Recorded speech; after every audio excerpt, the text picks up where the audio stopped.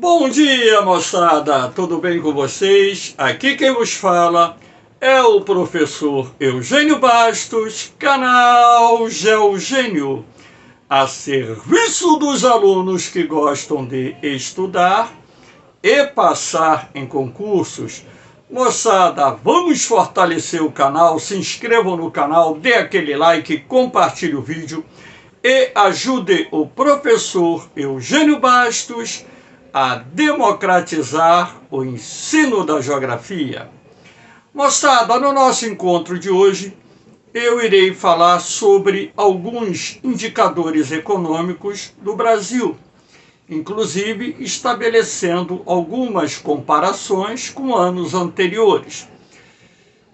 Há poucos dias atrás, tivemos o fim do ano de 2022. Claro que nem todos os indicadores econômicos estão fechados. Alguns ainda deverão ser indicados ou publicados nos próximos dias. Mas, em cima de algumas estimativas, é possível nós já analisarmos como se comportou a economia brasileira e, de uma forma bastante abrangente, isenta, sem viés político-partidário ou ideológico, falarmos um pouquinho dessa economia e também, ao final, falar quais são as previsões para o ano de 2023. Essa aula está sendo gravada no dia 14 de janeiro de 2023. Espero que vocês gostem do nosso encontro. Havendo qualquer dúvida, deixe a sua pergunta na parte dos comentários, que eu terei o máximo prazer de respondê-la. Então, para iniciar o nosso encontro, temos aqui a bandeira do Brasil e essas barras, esses cubos, retângulos verdes, juntamente com essa seta, indicam, na verdade, a progressão da nossa economia dentro de um contexto, logicamente, que não está fundamentado em dados, em previsões, apenas mostrando de uma forma ilustrativa como será a nossa economia, sem, contudo, fazer nenhum tipo de previsão nesse momento a respeito disso. Então, é apenas uma imagem introdutória da nossa aula de hoje.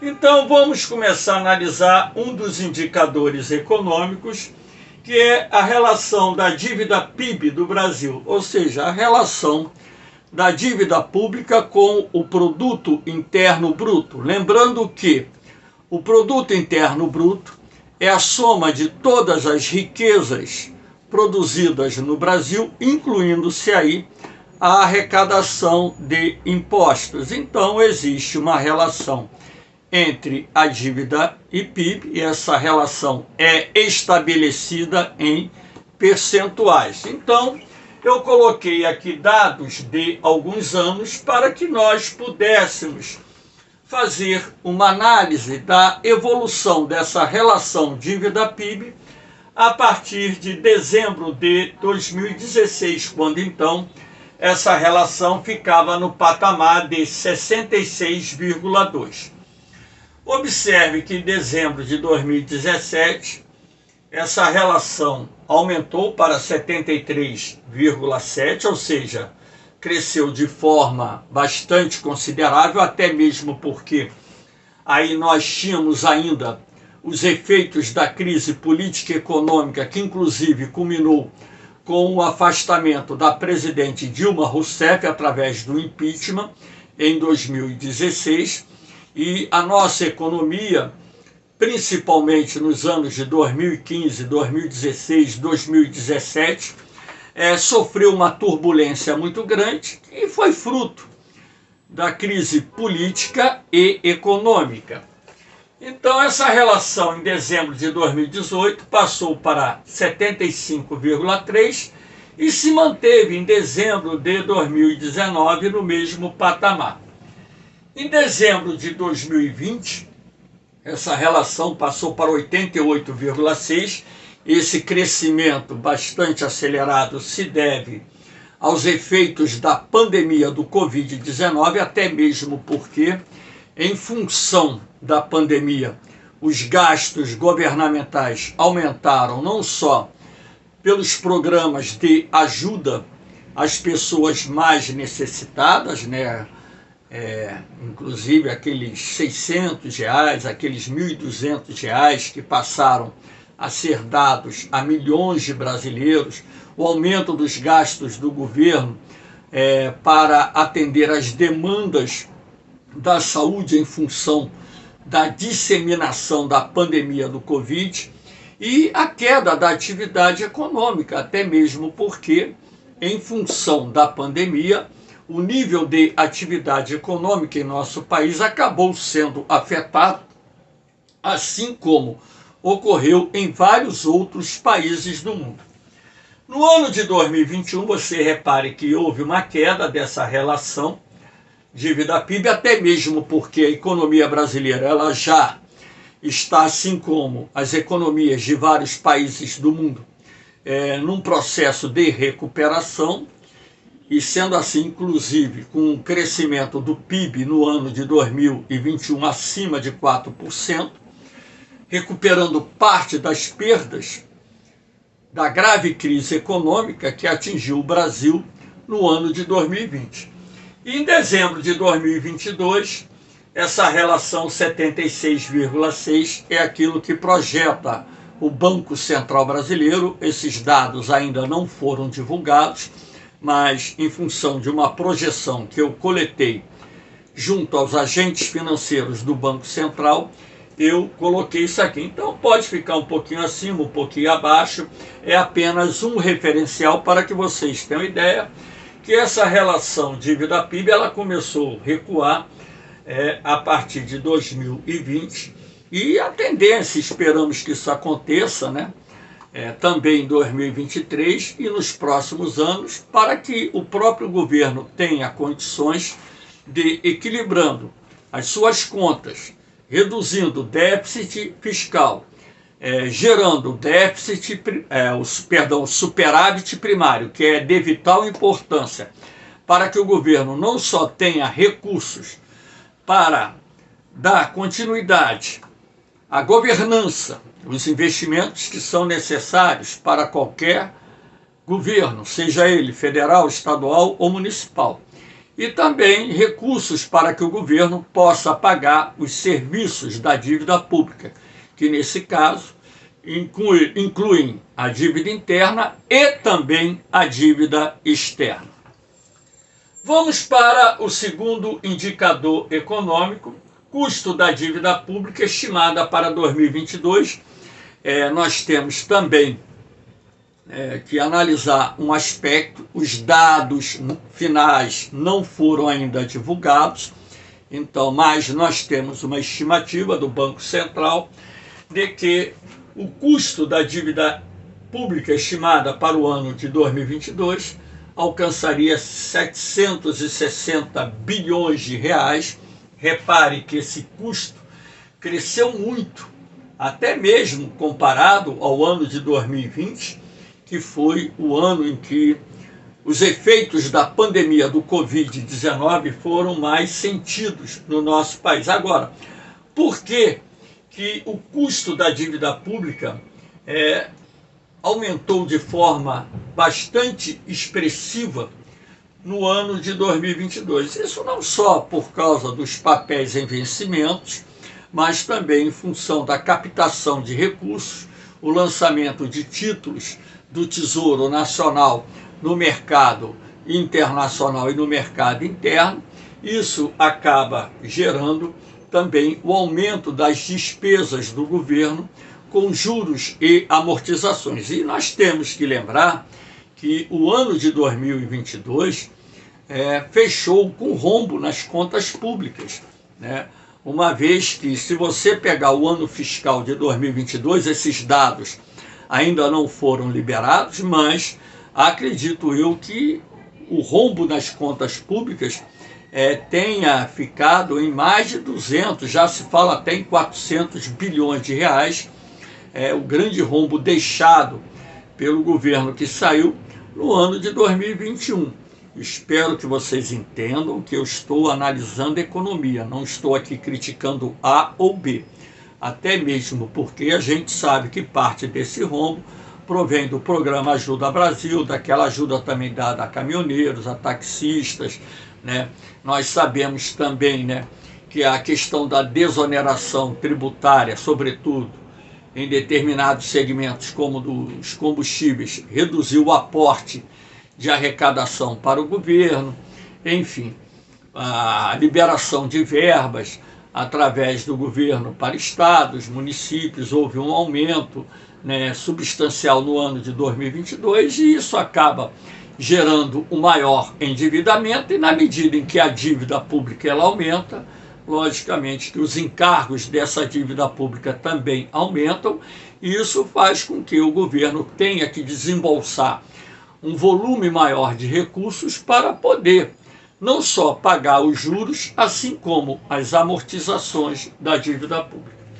Espero que o governo que assumiu agora recentemente, juntamente com a sua equipe econômica, consiga, né, adotar políticas de equilíbrio fiscal que são indispensáveis para que não só traga mais investimentos para o país, assim como, né, garanta aos empresários, vamos dizer, maior segurança, para que eles possam também investir, não só o empresário estrangeiro, assim como o empresário interno. Então, a partir do momento que a equipe econômica do governo consiga e deve criar uma política econômica equilibrada, pensar que a dívida ela tem que ser equacionada, você não vai pagar essa dívida que é de mais de 6 trilhões de reais em 4 anos. Essa dívida ela vai ser paga em dezenas de anos, até mesmo porque não há condições para isso, mas é necessário que os agentes econômicos do governo, as pessoas que estão à frente da equipe econômica do governo, entendam que é preciso reduzir essa relação dívida-PIB, é preciso reduzir a dívida pública, até mesmo porque para que o Estado ele possa ter mais recursos para investir lá na frente em infraestrutura, em saneamento básico, em saúde, educação, pesquisa científica, tecnológica e segurança do país, nas Forças Armadas, que é tão vital, investir no reaparelhamento da Marinha, do Exército Brasileiro, da Força Aérea Brasileira, com equipamentos mais sofisticados, até mesmo porque a gente sabe que a soberania de um país, ela só é de fato garantida a partir do momento em que um país ele possua meios de dissuadir qualquer eventual ameaça de invasão ao nosso território. Aqui nós temos o terceiro indicador, a balança comercial brasileira. A balança comercial ela registrou um superávit comercial esse ano que passou, 2022, que foi o maior da história. O Brasil fechou o ano de 2022 com superávit comercial de 62,3 bilhões de dólares, considerado até o momento o maior superávit comercial registrado até então no país. Vocês podem perceber aqui, o preto é o ano de 2022, tivemos exportações que totalizaram 335 bilhões de dólares, importações que totalizaram 272,7 bilhões de dólares. Então, o que nós temos aí dentro desse indicador econômico, um crescimento bastante expressivo, não só nas exportações, assim como nas importações. E isso não deixa de ser um bom indicativo para a economia brasileira. Claro, a partir do momento que as exportações crescem, as importações crescem, isso está sinalizando que a economia brasileira poderá crescer num ritmo mais acelerado nos próximos anos. Então você pode perceber também, né, comparativamente aos anos de 2020 e 2021, 2020 nós tivemos um superávit de 50,4 bilhões de dólares, o ano de 2021 61 bilhões de dólares e o ano de 2022 62,3 bilhões de dólares. Pode não ter sido um crescimento paupudo em relação a 2021, mas foi um crescimento. Então, a partir do momento que o atual governo ele estabeleça uma política comercial, uma política externa, com o propósito de ampliar as transações comerciais, as relações comerciais, não só com a América Latina, América Anglo-Saxônica, Europa, África, Ásia e por aí vai, nós teremos espaço para crescermos ainda mais no comércio internacional. A participação do Brasil no comércio internacional é uma participação pequena, hoje estando abaixo de 1% de todo o volume de comércio global.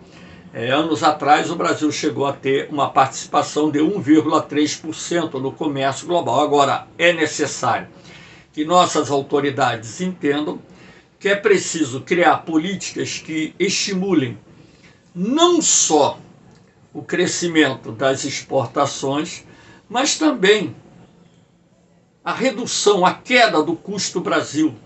O custo Brasil é uma cesta, entre aspas, que envolve a carga tributária, tarifas públicas, logísticas de transporte, tá?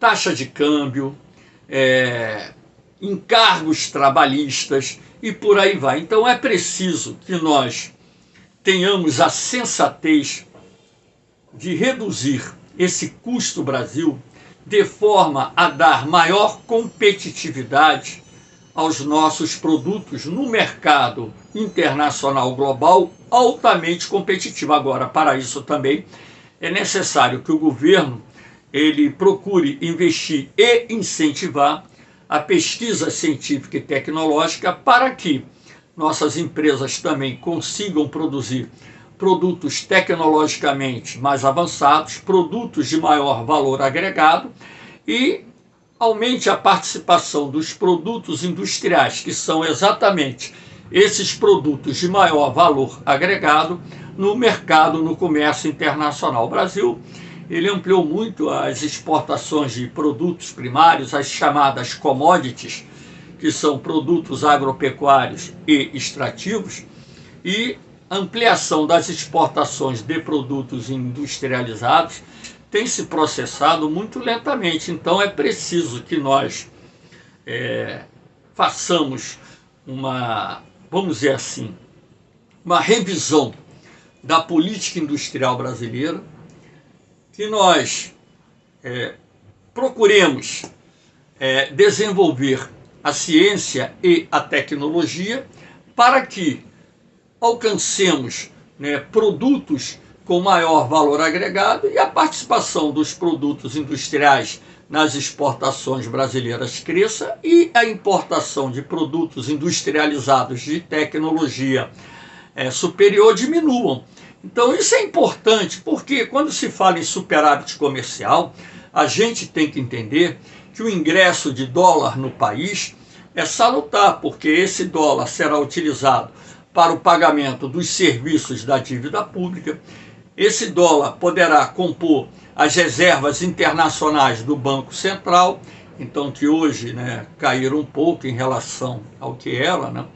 As reservas internacionais do Brasil recuaram de 380 bilhões de dólares para algo em torno de 320, 322, por aí.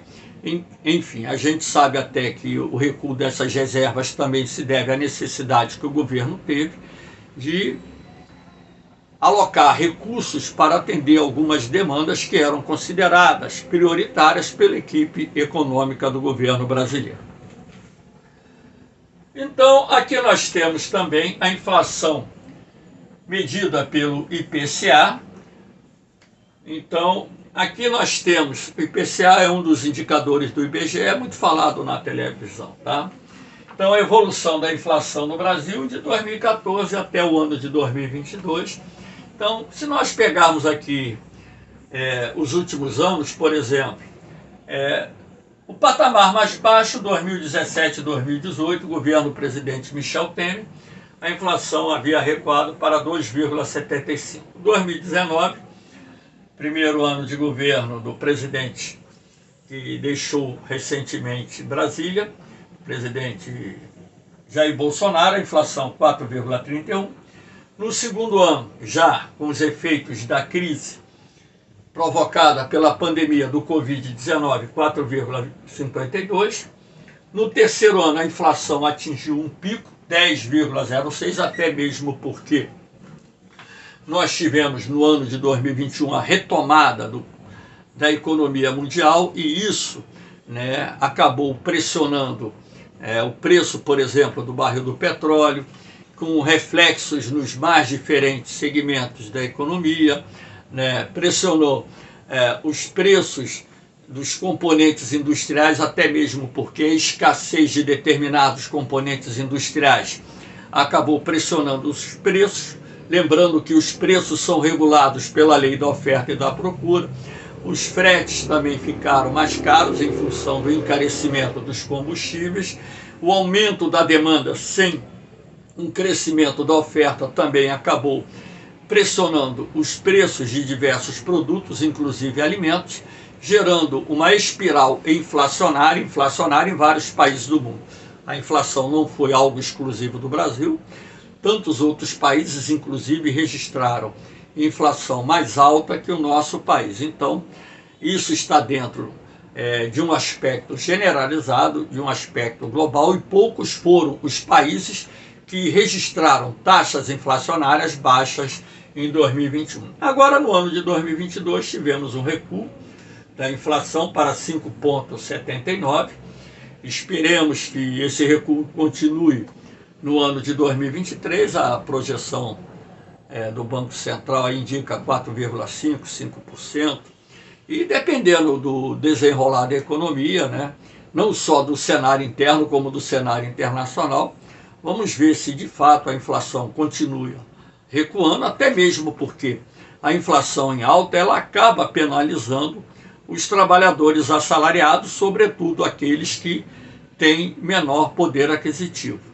Então, uma inflação alta ela não penaliza as pessoas ricas, porque pessoas ricas elas aplicam dinheiro no mercado financeiro. Então, a gente sabe que o mercado financeiro é uma espécie de cassino que acaba protegendo as pessoas que têm muito dinheiro. Agora, aquele pobre trabalhador assalariado que vive economizando o almoço para poder jantar, a inflação acaba penalizando essas pessoas e isso faz com que o empobrecimento da população aumente e as sequelas desse empobrecimento acabam se manifestando, como por exemplo a fome, né, como por exemplo a propagação da miséria, enfim. Aqui nós temos um outro indicador, a taxa de desemprego. Nós temos uma variação aqui da taxa de desemprego, que ela vinha em queda até o ano de 2014 e depois de 2015 a taxa de desemprego começou a subir no Brasil. Já em 2015 começa, podemos assim dizer, a crise política, a disputa de poder no Brasil, a divisão do Brasil entre esquerda e direita, que é uma divisão que não tem sentido, né?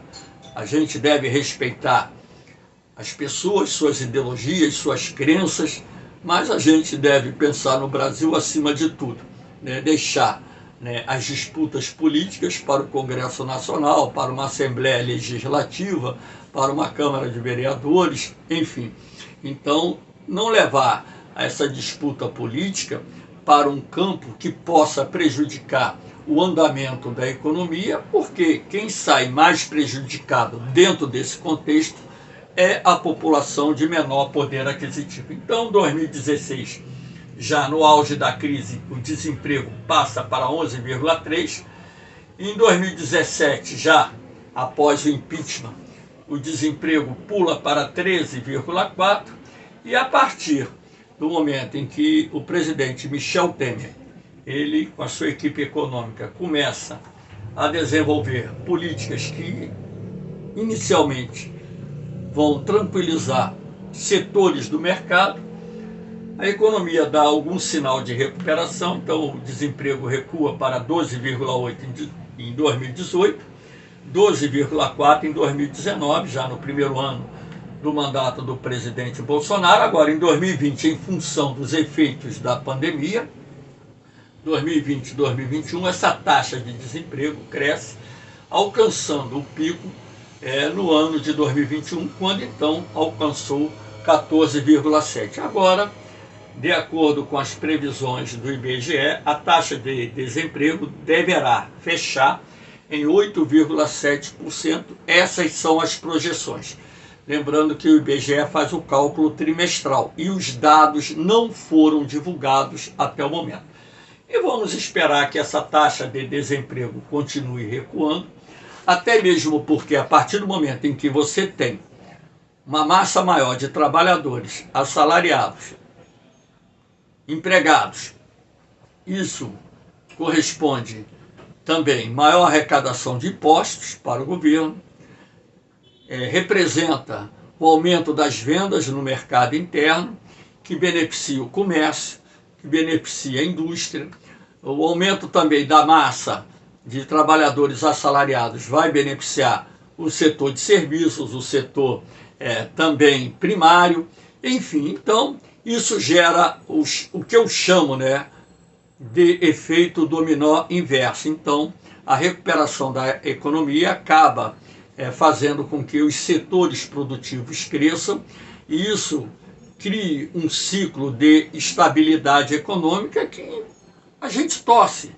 que permaneça no Brasil, que nós consigamos pacificar as pessoas, os grupos políticos, os grupos ideológicos e pensar um pouco mais no Brasil como um todo. Como eu disse, instabilidade política gera instabilidade econômica e quem paga a conta é o trabalhador, sobretudo o trabalhador mais pobre, aquele que vive no limite da sobrevivência. É bom que as pessoas tenham consciência disso.